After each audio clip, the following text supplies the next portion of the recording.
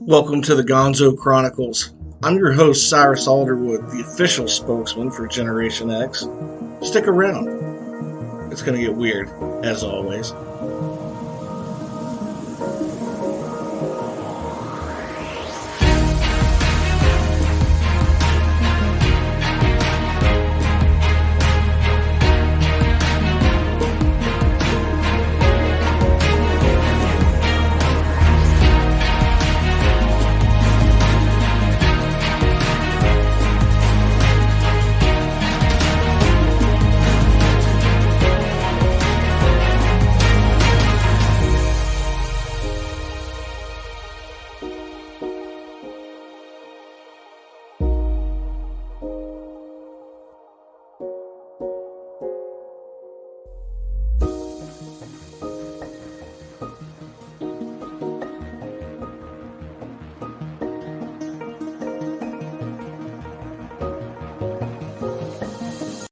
Hey, welcome back, my Gen X friends and even non-Gen Xers.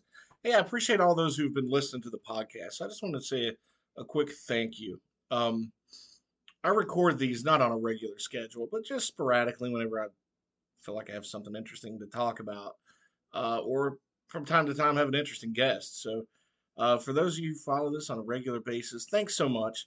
I do appreciate it. And for those of you who have been following along on my Substack, again, thanks so much. I appreciate everybody following along. Make sure you hit subscribe on that too, because that's a free thing, unless you want to have the monthly or annual subscription where you can pay. It's like $50 a year or $5 a month. So yeah, thank you though for those of you who have subscribed and those paid subscribers. I really appreciate that too. I don't make any money off any of this stuff. I do appreciate just having a venue really to kind of share short stories and writing prompts on Substack, random thoughts on culture, just fun things to add, and the same here with the podcast with the Gonzo Chronicles. So I wanted to talk a little bit about today. I heard somebody say something on TV a couple of weeks ago. Oh, that's so 90s. And then I thought, yeah, what's wrong with that? The 90s were pretty freaking cool. So, since I was on a podcast not long ago, Father Mahoney's House of Horrors, we actually, a couple times, we've been reviewing movies, like horror movies from the 80s. So I thought, you know what? What movies are out there that perfectly capture the 90s? And I have a list here. Actually, I made a list, and then some of them are kind of underrated. But so let me get to some of these underrated ones first. I know it's kind of a cutesy, I don't know, fun like love story, but You've Got Mail is so perfectly 90s. Because I remember when America Online first got kind of popular and everybody was using it, that phrase "You've got mail" was always kind of cool. So they made a movie, "You've Got Mail." Tom Hanks and for Meg Ryan, right? So they were in that. It was a cute movie. It's a fun little movie. Actually, a lot of people don't think about this, but Dave Chappelle was in that movie. Yes, Dave Chappelle. So anyway, um, if you got nothing to do and it's a weekend, you got an hour and a half to kill, it's probably worth watching. It's a fun movie, but I thought that was kind of underrated as being a '90s movie, like to define what the '90s were or perfectly capture that time. Empire Records, one of my favorite movies from the '90s. That was very underrated. Didn't do great at the box office, but again, a good fun film filled with all kinds of cool music. And I'm going to talk specifically about a couple of movies on here. One in particular, and that's going to be the movie The Craft. So Fairuza Balk, who played one of the lead roles in The Craft, she was actually in Empire Records. I'll get into that in a little bit. One of my favorite movies from the '90s, Pump Up the Volume. I don't know how many of you have seen that, but Christian Slater was perfect in this movie. For the first time last week, I actually watched the movie Heathers. Never had seen it. I don't know how such a dark comedy got past me, but anyway, great film. I don't know what year it was made, but awesome film. But Pump Up the Volume. If you ever get an opportunity to watch that, that had such great music in it, alternative rock music. It was a good rebellion film and rebelling against clashes of generations. Gen Xers and and I guess boomers. Boomer generation and the clash of values and the changing values. So it was a really interesting, fun film. I thought that really perfectly captured the 90's. This guy runs a pirate radio station out of his basement and manages to elude capture because that's illegal according to the Federal Communications Commission. And he is really rattling a lot of cages. So he's like a shock jock at home at night, and he's like the new kid in town. And nobody knows who this cool new shock jock is, but yet all the students there at this high school are now listening to him.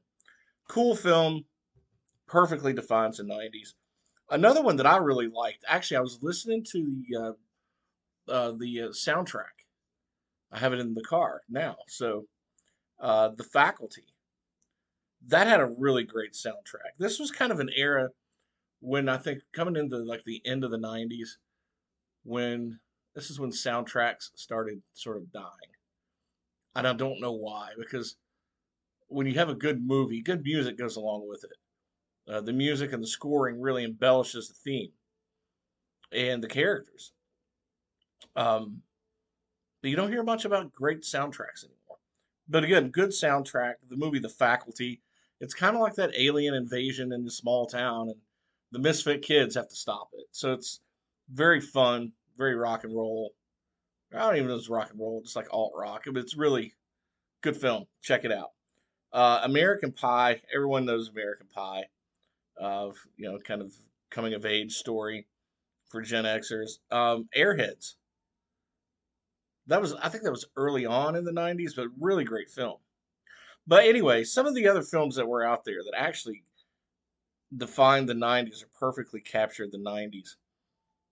Early on in the decade, this might be a head scratcher and people might think, well, no, I don't think so, but Basic Instinct. Yeah, that one. The one with Sharon Stone. And the infamous crossing her legs scene. But that was a very intense movie. Um, it was like a modern day version. I guess if I want to talk about the intensity and the visceral feel of the movie, almost had like that feel of the birds. All the characters, the way they were so straightforward and taut with each other, just in that way alone was very intense. But the murders that were happening behind the scenes and who the murderer actually was, very intense scene, very intense movie. Um, but that was one of those things I think early on in the 90's that set the tone for a lot of darker, edgier films throughout the rest of the decade. Um, Hackers was another great one. I was thinking about Hackers, and that one had Angelina Jolie in it. And I forgot the guy's name that was in it, but he anyway. This movie, I don't think this movie would have ever been made if it wasn't for the movie War Games in the '80's, where the guy who played Ferris Bueller. I'm drawing a blank on names today. But anyway, War Games is a great film, but it was about how this computer simulated war game almost started World War III. And here we are in and it was the whole point of it was like we're afraid of the new technology. The new technology could be the boogeyman if we don't control it. Same thing with hackers. All this technology and the ability to touch things, we better make sure the good guys have it and are smarter than the bad guys because when you get that kind of power in the hands of bad people or in the hands of a computer that has no soul, bad things are going to happen. So I think that was the whole point of hackers in the '90's because you had just a lot of this new, I guess, revolution in technology that was coming along. We've had computers for a long, long, long time, but the internet was coming of age. People were It was very easy for people to get their identity stolen digitally and technologically now, through the internet, and just really kind of a crazy movie, but as a fun movie. So, yeah, it had Angelina Jolie and yeah, that dude in it. Actually, one of the guys that was in that movie was in the movie Scream. He was the guy who played Stu. Another great film from the 90s. And you're going to think, hey, wasn't this the 80s? But no, it was the 90s. Wayne's World. And you know the thing I really like about the theme of Wayne's World, why this is perfectly 90s, and just it captured that decade or a good part of it. It was, Wayne and Garth. It was a funny slapstick movie. We all laughed. Um, we all remember the Bohemian Rhapsody scene, but really, when you get down to it, it's about these two characters, Wayne and Garth, that were being prodded by this rich guy to actually change the show, do a whole new format, and the theme is, to me, it was like selling out versus staying authentic, and I think that theme itself was found a lot in how the music changed in the '90s, especially after all the hair bands, the hair metal, and everybody started sounding the same, and every album started sounding the same.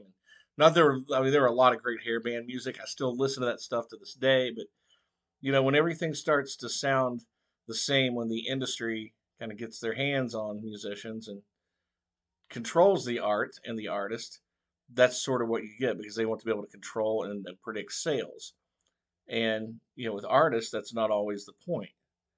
Um, and but selling out versus staying authentic, I think it was a hell of a theme early in the '90s that changed things throughout the decade. You could just see that theme through the entire decade. Clerks. All right, this has to be a top five Gen X movie. This is a movie in all of its slacker glory. So if you haven't seen Clerks, it was an independent film at the time, which I think set the tone for a lot of independent film in the '90s and then all the way through to today. Kevin Smith was the director, and I guess this was his brainchild. Clerks and then Mallrats, Chasing Amy. um, I guess with Jay and Silent Bob Strike Back. This was a great meal. This was the movie that kicked all of that off. And if you haven't had a chance to see it, it's in black and white, but there's only so much you can do with the amount of money you have. Great film. It's perfect. The characters and the dialogue is so 90s that it's fun. I think it's fun for any generation. One of my favorite movies I think that perfectly captured the 90s was a movie called Singles. And that was kind of like that young professionals. It was kind of like I guess I want to say the St. Elmo's Fire of the '90s because you had a different scene. This takes place in Seattle, so this was the beginning of all the grunge music and that big craze that happened in the music industry, and how these people are living their lives there. These young professionals that are passionate about what they do, and then how they meet and how life changes, and it was just a good movie. I think that really captured a time and a place. Pulp Fiction was another great one. The Matrix. Clueless was a great movie. I think defined the '90s. I mean, it really captured that feel at that time. Reality Bites. These people graduating college and going their own separate ways. So what do? They start video recording. So many things, their thoughts and fears, and just things about life. And it was a really great movie. Goodwill Hunting came out of the late '90s. So did The Big Lebowski. Talk about that slacker glory, right? Um, there were so many big hits in the '90s that I don't think necessarily captured the feel of the '90s, but you had Armageddon that was so big back then, and of course Titanic came out in the '90s. Independence Day, huge blockbuster films. The Jurassic Park films, but those, even though those are huge blockbusters, I don't know if you really capture the culture and the times and the youth in those. And a couple of them, there was some that came out that really stand out, and like three or four really that stand out to me. Scream, because that came out in 1996. I think that sort of relaunched the horror genre after it had died a gruesome death in the late '80s, right, and early '90s, maybe 90, 91. Because I guess everything was slasher and it just got stale, and cookie cutter, kind of like some of the music was. And then I Know What You Did Last Summer came out in 1997. Great film. And of course, Scream and I Know What You Did Last Summer, they had their sequels. Those are all great. But a couple that really stand out, um, like Scream and I Know What You Did Last Summer, was Fight Club and then The Craft. How many of you remember The Craft from 1996? All right, so I was thinking, The Craft was a really, really good film.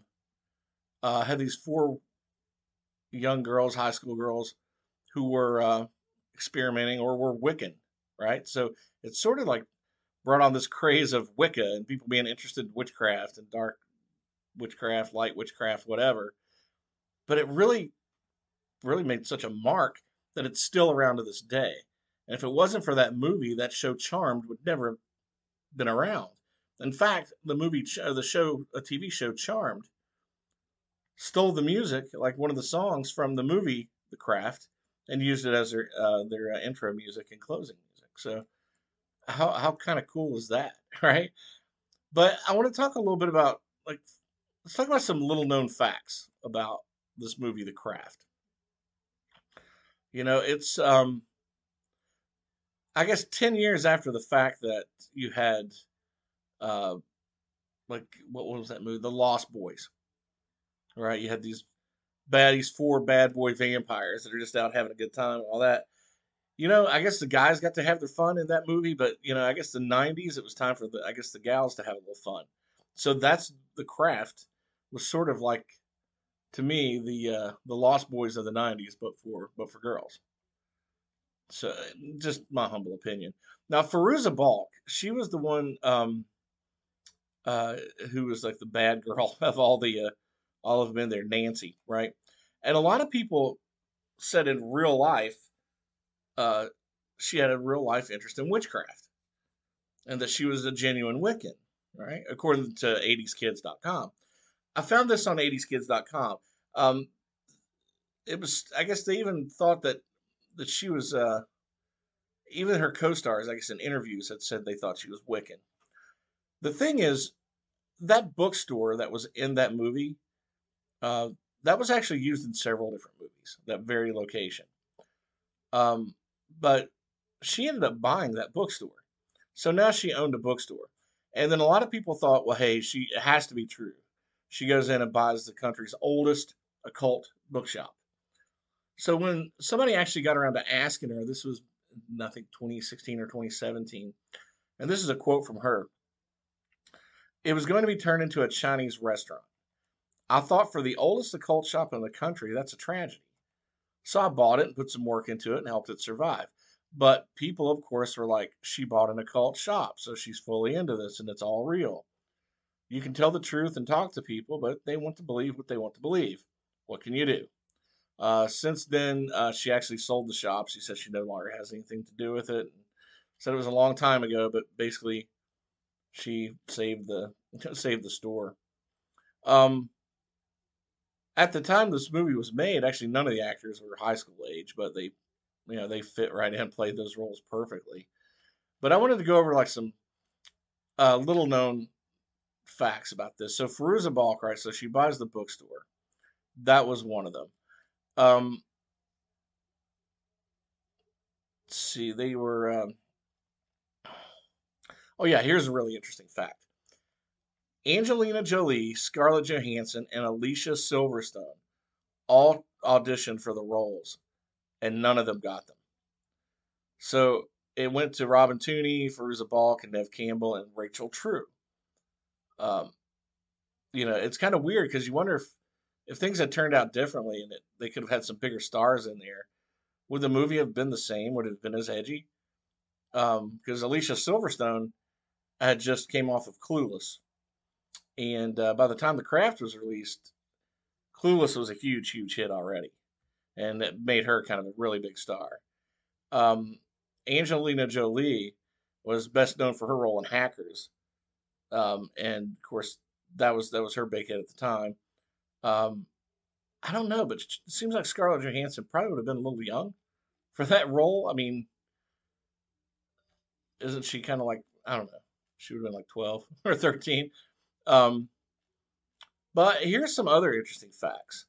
That the deity that was in that movie they mentioned, Manon, was made up by the filmmakers because they didn't want to avoid offending pagans, so they made the name up instead of using a real deity.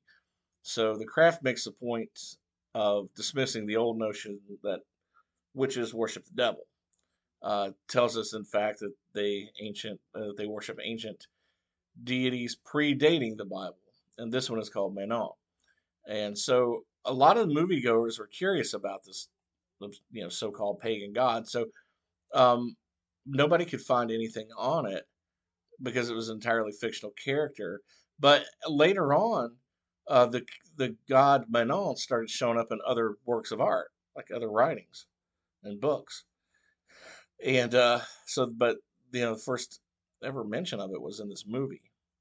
But there were on this movie, like a lot of weird horror films, the cast and crew experienced a lot of strange phenomena, right? So the beach ritual, I come to find out, where they were out there at night lighting the candles and calling the four elements, as part of her duties as the craft's on-set Wiccan advisor, Pat Devon, wrote the rituals performed by the cast. So these were actual Wiccan rituals that they were putting in the movie.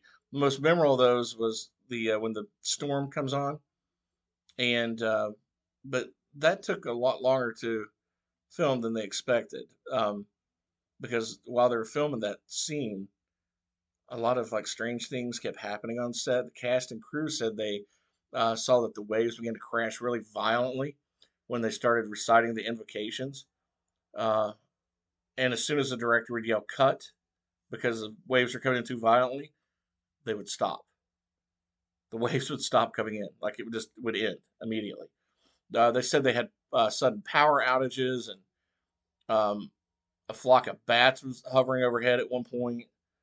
But they said that was all kind of par for the course, I guess, with such a weird movie. But uh, it was kind of odd to think that especially the waves, that kind of creeped me out when I read that. They're like doing incantations, and the waves are coming in really hard, harder than they should. And then as soon as they stop, the waves stop. I don't know. And the girl who played Rachel True, um, for whatever reason, she's been excluded from the craft promo events and reunions ever since the film. Um, and I don't know if she thinks that's like racism from all the others, but she did say that in the wake of the film's success, she found herself excluded from same privileges that her other co-stars had. Her name was left off press releases a lot of times connected to the film, and they didn't invite her to participate in promotional interviews until the co-stars reminded them, like, "Hey, get her here too. What are you doing?" But she was one of the four major actresses, and she was not invited to that year's MTV Movie Awards, which was odd. But she said since then she's been left out of cast reunions and fan conventions and festivals. And she said in 2019 on Twitter that being left out of those events didn't just hurt her ego, uh, but it had direct effect on her financial situation, where everybody else was still profiting off this movie. She was not. The director of the film, Andrew Fleming, accused Charmed, the TV show, of ripping the whole film off. So he really didn't like that at all either. Um, Robin Tooney, who was originally cast as Bonnie, the girl who had the skin issues, um, but she had to be persuaded to play Sarah instead because they ended up getting Nev Campbell for that role. But it was a lead role though, Sarah, and she wasn't really even sure she wanted it. But they said they had to talk her into playing the lead, which is weird. It was like reverse Hollywood story where she wanted the smaller part, like they couldn't understand why. But anyway, I'm glad they talked her into it. She played um, the role well. Actually, the film actually was was able to get away with a PG-13 rating, but it got an R rating only because of the ratings board at the time. They just really had this distaste for anything that was black magic.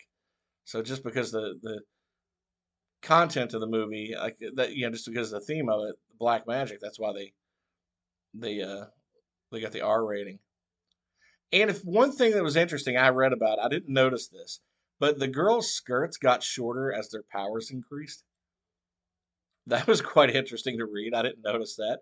I will notice it next time I watch the movie, though. And let's see what else. Right, yeah, this was the other interesting fact. Robin Tooney was wearing a wig throughout the film because she had recently shaved her head for Empire Records.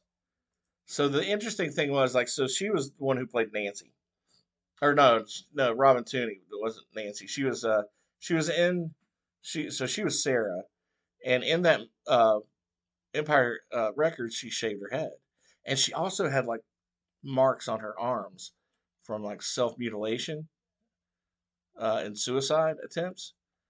Ironically, when she played Sarah in The Craft, they had to put a wig on her, but because when she showed up for the role, she like still had like stubble for hair. Um, she still had those same scars, so it was kind of an interesting carryover from her character in Empire Records to uh, The Craft. Yeah. So anyway, interesting stuff. Of course, you had that scene with all the snakes. They had to use CGI for a lot of that with the bugs because the girls couldn't take that crap, and who could? I don't know. But anyway, when you were in school, did you know any girls that were kind of into Wicca? Did they dress like the Cure? I'm just kind of curious. Inquiring minds want to know. But since I mentioned the film Heathers before, they shot this film in the same high school where Heathers was filmed. Now, how ironic was that? So, anyway, very cool stuff.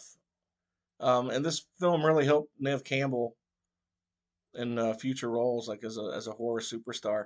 Even though she got the role of Bonnie in this one, her very next role was Scream. So pretty cool stuff. Um, yeah. So her final, she played Cindy Prescott, the horror icon, and all the Scream sequels. So yeah, I mean, had she not taken the film and the craft, it really kind of, I don't know, gave her that edge, like to be asked to do the lead role in Scream. So that was her first lead role, and I think she was kind of hesitant to take it, from what I read, because she was afraid she'd be typecast. Yeah. And by the way, this is interesting to me.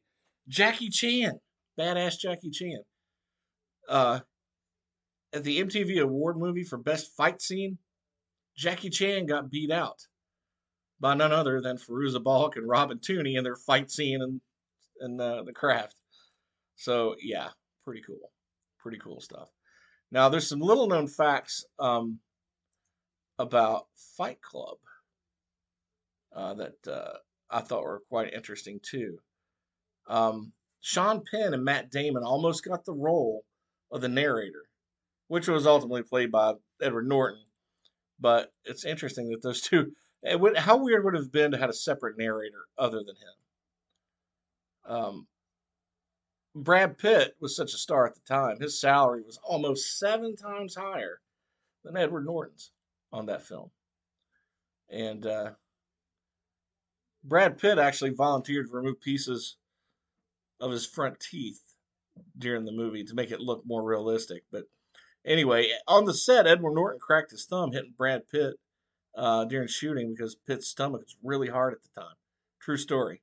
I mean, because he's ripped in that movie, but like, you hit somebody in the torso, you don't expect to hit a brick wall. Um, yeah. And of course, Helena Bonham Carter, who played Marla, right? Crazy Marla, was done by the makeup artist with her left hand on Carter's suggestion because she believed that her character, Marla, wouldn't really care about putting her makeup on right. I think Marla probably looks more like Edward Scissorhands, but that's just me. So, also, You can find some of these interesting videos on YouTube, but Tyler Durden appeared in the movie 5 times before he was formally introduced.